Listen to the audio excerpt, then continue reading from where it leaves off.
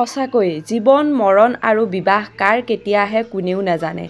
এইহেন বিহুৰ বতৰত খবৰটো পাই অতিকে মৰ্মাহিত হৈ পৰিছোঁ, কিয়নো অসমৰ জনপ্ৰিয় ইউটিউবাৰ তথা এগৰাকী সফল কণ্টেণ্ট ক্ৰিয়েটৰ ৰচনা চাংমাই স্বামী আৰু আমাৰ মাজত নাই। সঁচাকৈ যদিওবা লগ পোৱা নাছিলোঁ কোনোদিনে, তথাপি সদায় মুখত এটা মিচিকীয়া হাঁহি লৈ হাঁহি ধেমালিৰ মাজেৰে পাৰ কৰা চাৰিজনীয়া পৰিয়ালটিয়ে অসমৰ প্ৰতিজন মানুহৰে মৰম বুটলিবলৈ সক্ষম হৈছিল।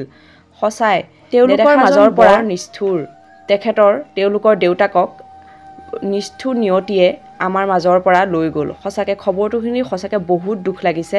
জানিব পৰা মতে হাৰ্ট এটেক হৈছিল তেখেতৰ আৰু ডিব্ৰুগড়ত কেইদিনমান থাকিল। 13 তাৰিখে তেওঁ ঢুকাইছে। তেওঁৰ আত্মাই শান্তি পাওক আৰু শেষত শোকসন্তপ্ত পৰিয়াললৈ একাঁজলি সমবেদনা জ্ঞাপন কৰিলোঁ আৰু তেখেত য'তেই আছে ভগৱানে ভালে কুশলে ৰাখক। মানুহৰ জীৱনটো দুদিনীয়া, কাৰ কেতিয়া কি হয় কোনেও নাজানে আৰু পৰিয়ালটোক মৰম লগা পৰিয়ালটোক ভগৱানে শক্তি দিয়ক, তাকে ভগৱানৰ ওচৰত প্ৰাৰ্থনা কৰিলোঁ।